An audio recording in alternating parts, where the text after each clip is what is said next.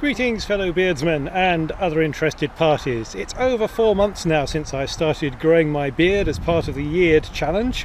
It's time for a review, and I've received the results of my DNA test.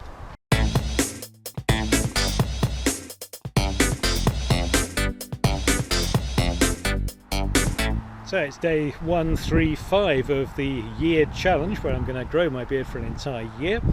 It's time for a review after more than 4 months. So what do you think? I'm exceptionally pleased with it, actually. It's everything beyond what I could possibly have expected.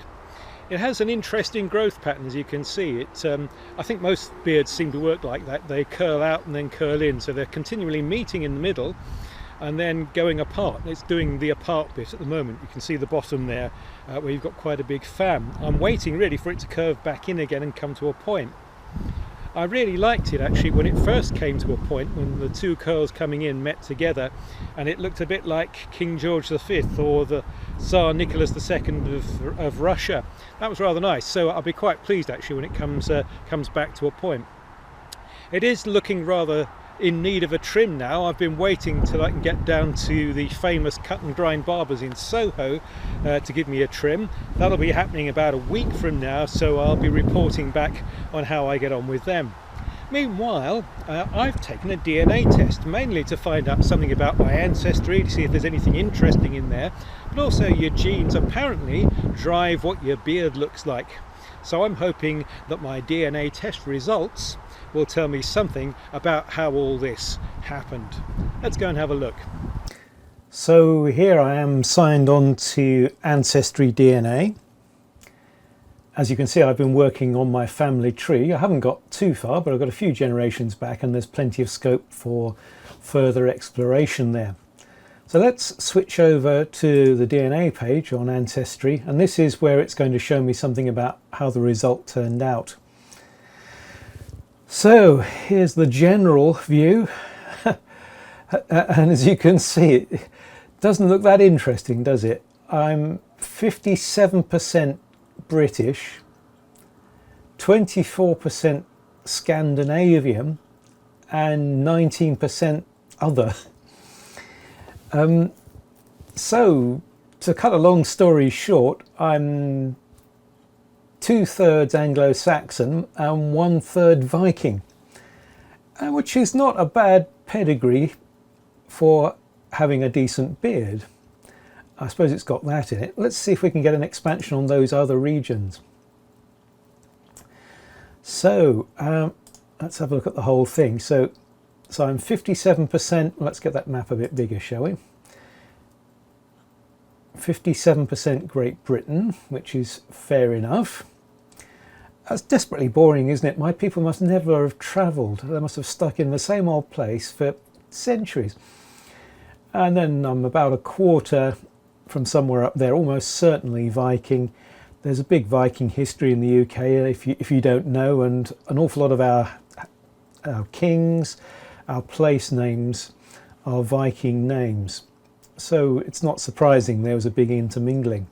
Here's an interesting one though, 9% Italy and Greece, which is intriguing. There must be a bit of, Socrates and in my background there somewhere. I hope the good bits, not the bad bits. Anybody watch Bill and Ted's Excellent Adventure? Europe West, I had heard from people that there was some Dutch in the background, so it may well be that's the Netherlands connection. And what they've got here are the low confidence region. So 3% Irish, Welsh or Scottish, that seems to happen to everybody. 1% Spanish or Portuguese. Okay, maybe that's why I'm liking guitar playing quite so much. And here's the disappointing bit. We have a low confidence, less than 1% European Jewish. I was hoping for something a bit more than that, but hey, I suppose stretching the story a bit, there must be some Jewish in there somewhere. Not very much though, it seems. They also try to match you up with genetic communities of people who have a similar genetic map as yourself. And oh, what a bore, Southern English. I was born in Essex, my mother was from the East End of London. what a surprise. So that's that bit. Back to the DNA homepage, and it looks like I've got 61 fourth cousins or a little closer, which again isn't very exciting. I mean, I've got lots of real cousins. I don't know why I'd be that interested in people who are somewhere along the line but far removed. So overall, okay, I'm reassured. I'm reassured that I really am about as English as you can get.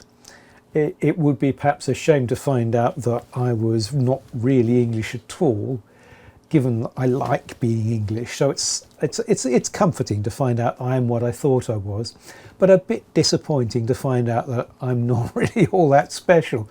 But I suppose in some ways that's relaxing, isn't it? So would you do one of these tests? It certainly doesn't really help that much on the story of beard growth, but it's certainly interesting to find out where you came from. So that's it. Not exactly thrilling, but I suppose the old Viking bit does explain why this forked beard thing has happened down here.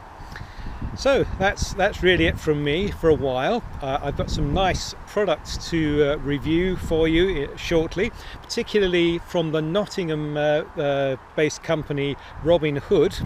They've produced this magnificent beard balm that even my wife likes the smell of, which is absolutely great. But sooner than that, in a week's time, I'll be going down to the Cut and Grind Barbers down in Soho, London. I'm going to go and see the experts, and I'll see if I can get a film of them actually doing it and show you the results when I meet with you on the internet next time. So this is Ray Wiseman, Earl Greybeard, signing off from the Year Challenge. See you again soon.